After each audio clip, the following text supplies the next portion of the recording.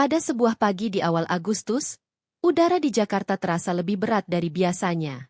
Bukan karena kabut asap atau lalu lintas yang menggila, tapi karena gelombang protes yang anehnya tidak muncul dalam bentuk spanduk atau orasi di jalanan. Ia muncul sebagai bendera, bukan merah putih, melainkan hitam dengan simbol tengkorak mengenakan topi jerami. Bendera itu, yang dikenal oleh jutaan penggemar anime sebagai lambang bajak laut topi jerami dari One Piece, kini berkibar di ujung-ujung truk, jendela rumah, bahkan di mural dinding kota. Fenomena ini bermula dari keresahan para sopir truk yang merasa ditekan oleh kebijakan pemerintah mengenai kendaraan over-dimension overload, ODOL. Mereka sudah lama merasa terbebani, tapi tak pernah benar-benar didengar. Maka, tanpa perencanaan terstruktur, tanpa pemimpin revolusi, simbol pemberontakan itu pun muncul. Dan simbol itu bukan tokoh politik, bukan tokoh nasional, melainkan Luffy, bajak laut fiksi yang bermimpi menjadi raja. Orang pertama yang mengibarkan bendera itu adalah Darto, seorang sopir truk asal Gresik. Ia kelelahan, bukan hanya karena menyetir berhari-hari, tapi karena merasa terus-menerus disalahkan. Saya tidak punya niat memberontak, tapi saya capek. Capek dibohongi, disuruh tunduk, tapi tidak pernah dibela. Saya lihat anak saya nonton One Piece, saya terinspirasi. Luffy itu melawan karena dia punya mimpi, tapi tidak pernah ingin menjajah. Itu yang saya rasa. Foto truknya dengan bendera One Piece viral. Dan entah bagaimana, seperti komando tak kasat mata, sopir-sopir lain mulai mengikuti. Tidak ada wagrup, tidak ada poster. Hanya rasa yang sama.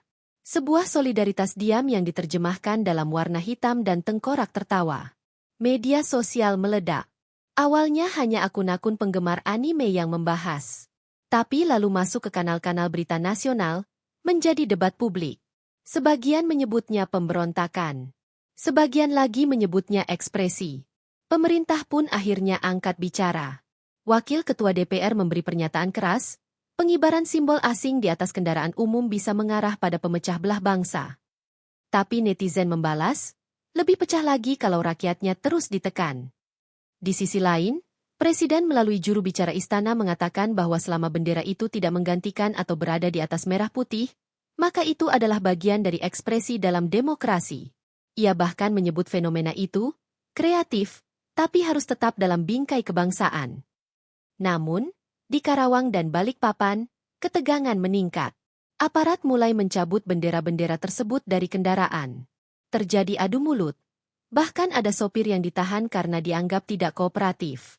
Tapi yang terjadi setelahnya justru lebih luas. Bukan hanya sopir truk, kini mahasiswa, buruh pabrik, bahkan seniman jalanan mulai menggambar tengkorak topi jerami. Di Yogyakarta, seorang seniman bernama Ardi membuat mural sepanjang 20 meter bergambar seluruh kru bajak laut topi jerami dengan tulisan, "Keadilan sosial bukan hanya di anime." Karya itu viral dan malamnya dihapus paksa. Tapi besok paginya, muncul mural serupa di 5 titik lain di kota yang sama.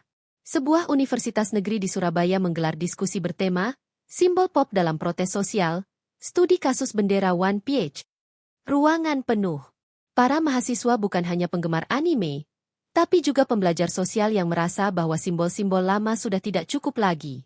Mereka butuh sesuatu yang mencerminkan zaman. Dan bagi mereka, Luffy dan kawan-kawan bukan sekadar tokoh kartun, mereka representasi perjuangan dari bawah. Di balik semua ini, para pengamat politik mulai cemas. Mereka melihat bahwa jika simbol fiksi bisa menyatukan massa dalam protes tanpa struktur, maka ada potensi besar bagi perubahan sosial tanpa kendali elit. Dan itu, bagi mereka, lebih menakutkan dari sekadar makar. Namun di warung-warung, di jalanan, dan di beranda Facebook rakyat biasa, obrolannya jauh lebih sederhana. Mereka tidak bicara tentang teori sosial. Mereka hanya bilang, lucu juga ya, bendera bajak laut bisa lebih jujur dari yang resmi. Cerita ini belum selesai. Karena setiap hari, entah di jalan tol, di desa terpencil, atau di akun TikTok yang viral, selalu muncul lagi satu bendera One Piece yang dikibarkan bukan karena ingin memberontak, tapi karena ingin diakui bahwa mereka ada dan mereka lelah. Dan mungkin, Luffy pun akan mengerti perasaan itu. Karena dunia nyata tak seindah Grand Line, tapi semangat melawan ketidakadilan tetaplah universal. Dan selama langit Indonesia masih mengizinkan angin berhembus, akan selalu ada bendera, entah merah putih atau hitam bertengkorak, yang dikibarkan oleh mereka yang menolak untuk menyerah.